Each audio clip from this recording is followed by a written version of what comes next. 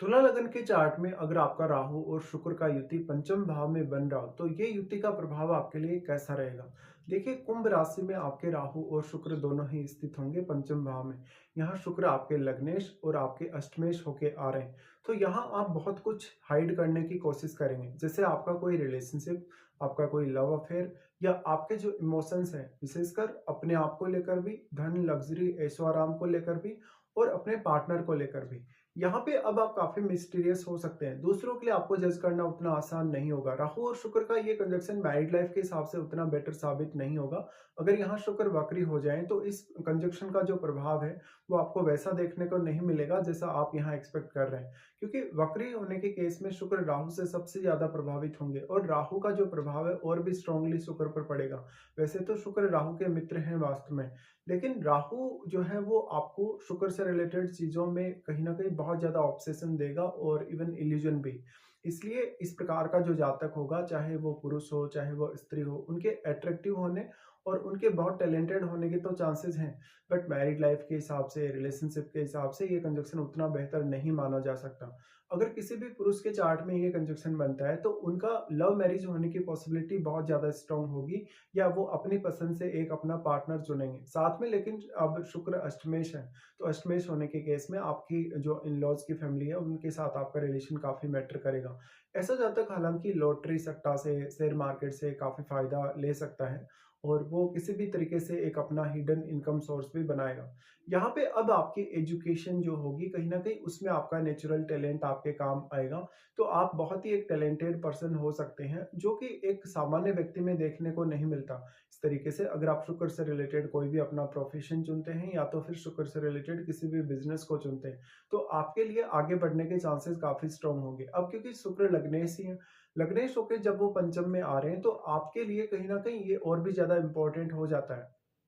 शुक्र यहाँ है तो अब आपको देखना होगा कि क्या कोई अन्य ग्रह यहाँ स्थित है या नहीं, या तो फिर आपके चार्ट में शनि की प्लेसमेंट को भी आपको देखना होगा। देखिए, अगर यहाँ कोई भी प्लेनेट अगर है राहु और शुक्र के साथ, तो या तो फिर वो राहु या शुक्र का मित्र हो तब आपको सबसे ज्यादा फायदा मिलेगा, या फिर वो कहीं ना कहीं एक ऐसा प्लेनेट अगर है जैसे बहुत एग्रेसिव प्लेनेट है या वो राहु या शुक्र के साथ मित्रवत नहीं है, तब आपको यहाँ काफी ज्यादा नुकसान होगा। अक्सर जब भी हम देखते हैं कोई भी बहुत एग्रेसिव प्लेनेट अगर शुक्र के साथ बैठ जाए किसी भी भाव में, या बहुत एनर्जेटिक प्लैनेट, बहुत ज़्यादा एग्रेसिव प्लैनेट अगर है, तो निश्चित तौर पे आपको शुक्र को लेके एक्सपेक्टेशन और भी ज़्यादा बढ़ेंगी। और राहु के इल्यूजन की वजह से यहाँ आप काफ़ी ज़्यादा गलत फैसले लेंगे और गलत तरीके से आप पेश आएंगे सामने। ऐसे केस में आपके रिलेशनशिप के डिस्टर्ब होने, इवन आपकी मैरिड लाइफ के डिस्टर्ब होने के चांसेस काफ़ी स्ट्रांग होंगे। अब यहाँ पे आपको देखना होगा मैरिड लाइफ के हिसाब से आपके सप्तमेश को। तो आपके सप्तमेश मंगल हैं और मंगल आपके यहाँ पे सप्तमेश होने के साथ साथ वो दूसरे घर के भी लॉर्ड हैं। तो उनकी प्लेसमेंट आपके लिए काफी मैटर करेगी। अगर हम देखें राहु और शुक्र के इस कंजक्शन को, तो यहाँ पे जिन जिन ग्रहों का प्रभाव है उन ग्रहों को देखिए, उन ग्रहों का रोल भी काफी इंपॉर्टेंट हो जाएगा। इसके साथ ही अगर हम राहु की दृष्टियों के हिसाब से विचार करेंगे तो राहु आपके नवम भाव को सबसे पहले प्रभावित कर रहे हैं, जहां पर ये उनका उच्च का घर है। अब यहाँ इस केस में राहु आपको विदेश यात्रा या विदेश में सेटलमेंट की तरफ आकर्षित कर सकते हैं, या आपको हायर स्टडीज के लिए भी ऐसा राहु काफी अच्छा रहेगा। लेकिन जब रिलेशनशिप की बात आती है, मैरिज की बात आती है, या लव अफेयर्स की बात आती है, तो आपके लिए ये कंजक्शन उतना ज्यादा सेटिस्फैक्टरी नहीं रहने वाला। नवम भाव पे राहु का प्रभाव होने से नवम भाव के स्वामी जो कि आपके चार्ट में बुध है उनकी स्थिति को देखिएगा, और नवम भाव में स्थित ग्रह को। अगर मान लो आपके बुध बहुत ही वेल प्लेस्ड है चार्ट में, और अगर आपके नवम भाव में भी राहु का अगर कोई मित्र ग्रह बैठा हो, तब आपको सबसे ज्यादा फायदा होने के चांसेस है, और तब आप कहीं ना कहीं अपने रिलेशनशिप के मामले में काफी लकी भी रहेंगे। लेकिन यहाँ आपका कुछ ना कुछ अदर जो कंट्री है उनके लोगों से संबंध, या अदर कल्चर के लोगों से रिलेशन देखने को मिल सकता है। इस केस में अब किसी भी अन्य ऐसे प्लेनेट का प्रभाव है, अगर जैसे शुक्र पर शनि जैसे ग्रह का प्रभाव है, इवन अगर जुपिटर जैसे ग्रह का प्रभाव है, तो काफी डिफरेंट रिजल्ट होंगे आपके लिए। राहु का प्रभाव नवम भाव पे होने से आप विदेशी धर्मों, संस्कृतियों या वहाँ के जो रीति रिवाज है उनकी तरफ भी काफी तेजी से आकर्षित होंगे। तो नवम भाव में जो अब आपके बैठा हुआ प्लेनेट है वो आपके चार्ट में जिन जिन भावों का प्रतिनिधित्व कर रहा है, उन मामलों में आपके लिए लक काफी ज्यादा फेवर करेगा। उसके बाद राहु और शुक्र दोनों का ही प्रभाव आपके 11th हाउस पे होगा, जहाँ आपके केतु भी बैठे हैं। देखिए, केतु को जितना भी एनर्जी यहाँ मिल रहा है किसी भी भाव से या किसी भी ग्रह के, वो सारा का सारा एनर्जी यहाँ एब्जॉर्ब हो रहा है। केतु उसको एब्जॉर्ब कर रहे हैं और उस एनर्जी की यहाँ काफ़ी कमी डेवलप कर रहे हैं। तो ये हो सकता है कि आप अगर कल को कोई बिज़नेस वगैरह चुनते हैं या किसी के साथ कल को पार्टनरशिप वगैरह में आते हैं, विशेषकर बिज़नेस को लेके, तो सामने वाला पर्सन आपका काफ़ी फ़ायदा उठा सकता है या वो आपके लिए उतना फ़ेवर नहीं कर रहा हो। केतु पर हालाँकि राहु का प्रभाव भी है और शुक्र का भी, लेकिन राहु और केतु के बीच में 180 डिग्री का एंगल है, तो जितना एंगल होगा राहु के लिए उतना ही ज़्यादा प्रभाव यहाँ पड़ेगा। बट यहाँ पे शुक्र क्योंकि बहुत ज़्यादा मल्टीप्लाई हुए हैं, शुक्र की क्वालिटीज़ काफ़ी मल्टीप्लाई हुई हैं, इसलिए शुक्र का प्रभाव थोड़ा ज़्यादा रहेगा राहु की तुलना में। बट केतु की ये खास बात है कि वो जिस भी भाव में बैठे होते हैं या जिस भी ग्रह के साथ बैठे होते हैं, उसकी सारी की सारी एनर्जी अपने में समाहित करने लगते हैं। ऐसे में आपको भाव को लेके भी सोचना होगा, और अगर केतु के साथ कोई भी ग्रह आपके 11th हाउस में बैठा है, तो वो ग्रह आपके चार्ट में जिन भावों का प्रतिनिधित्व कर रहा है, उन भावों के लिए आपको बहुत ही ज़्यादा अब मेहनत करनी होगी और उन भावों से कोई विशेष आपको गेन नहीं होगा। यहाँ पे अब केतु की जो प्लेसमेंट है, केतु किस प्रकार की वास्तव में स्थिति में है या जिस भी ग्रह के साथ बैठे हैं, उसके कितने ज़्यादा क्लोज हैं।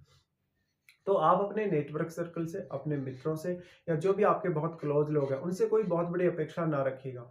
यहाँ पे उसके बाद इनका राहु का दृष्टि आपके लगन पे होगा। लगन पे राहु का दृष्टि होगा तो ये टैलेंट को बढ़ाएगा, आपके कहीं न कहीं एक्सपेक्टेशंस को काफ़ी ज़्यादा बढ़ाएगा। अगर मान लो लगन में कोई फायरी प्लैनेट है, तो उस केस में इन सब चीज़ों के बढ़ने के चांसेस बहुत स्ट्रॉन्ग होंगे। साथ-साथ में आप अपने आप को लेकर अपने आप के लिए भी बहुत ज़्यादा ऑब्सेस्ड रहेंगे। राहु का प्रभाव आपके लगन पर होने की वजह से आप लोगों को बहुत ईज़िली जज कर लेंगे कि लोगों की प्रवृत्ति कैसी है, उनका व्यवहार कैसा है। लेकिन लोगों के लिए आपको जज करना उतना आसान नहीं होता। तो राहु शुक्र का कंजक्शन अगर पंचम में है, तो मोस्टली इस बात की संभावना होगी कि मैरिज रिलेशनशिप को लेके, अफेयर को लेके आप अपनी अपेक्षाओं को पूरा कर पाएँ। लेकिन यहाँ पर आपके निर्णय क्षमता बहुत ज़्यादा काम करेगी। निर्णय क्षमता पर अब राहु का प्रभाव भी है और शुक्र का भी है। ऐसे में सबसे ज़्यादा आपको ये विचार करना होगा कि आप नेचुरली किसी भी काम को करने में कितने ज़्यादा सक्षम हैं और वास्तव में आपको कितने ज़्यादा सेल्फ एफर्ट की आवश्यकता है। इसके साथ-साथ आपको महादशा पर विचार करना चाहिए। वास्तव में अगर आपको राहु की या शुक्र की महादशा होगी, तो ये सारे रिजल्ट आपको काफ़ी स्ट्रांगली देखने को मिल जाएँगे। बट अगर आपको राहु की या शुक्र की महादशा नहीं है, तो हो सकता है इन रिजल्ट्स में कोई कमी या अधिकता रह सकती है। अब पंचम भाव की बात आती है, तो पंचम भाव संतान से और बाकी आपकी मनोवृत्ति से जुड़ा है। ऐसे में सबसे ज़्यादा ज़रूरी है आपके संतान के साथ आपका बेहद अच्छा रिश्ता या आपकी मनोवृत्ति, प्रवृत्ति काफ़ी पॉजिटिव होनी चाहिए। अब दूसरे जो प्लैनेट यहाँ प्रभाव डालेंगे, उनके प्रभाव की वजह से रिजल्ट काफ़ी हद तक बदल भी सकते हैं।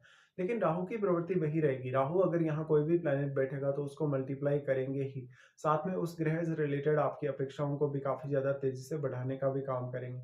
इसके साथ-साथ अब आपका जो नेचुरल स्किल है, नेचुरल जो टैलेंट है या नेचुरल जो आपकी क्षमता है, वो किस तरीके से आपके काम आ सकते हैं, इसको लेकर अब आपको विचार करना चाहिए। साथ में ऐसा जो जातक होगा कहीं न कहीं वो बहुत ज़्यादा लग्ज़री के, पैसे के या धन के इम्पोर्टेंस को समझने वाला होगा, पर कभी-कभी वो थोड़ा लापरवाह होगा अपने रिश्तों में। तो ऐसा जातक कभी भी अपने पार्टनर को पूरा समय नहीं दे पाता मैरिज होने के पश्चात, या कहीं न कहीं आपके रिलेशनशिप में, आपकी अंडरस्टैंडिंग में कमी रहती है। तो इस हिसाब से आपको ये सब विचार करना चाहिए। अब इसमें महादशा का बहुत इम्पोर्टेंट रोल है। तो जो भी आपको महादशा है, चाहे वो राहु की है या शुक्र की, वो दशा आपको कौन से एज पीरियड में आने वाली है, उसका भी बहुत ज़्यादा इम्पोर्टेंस है।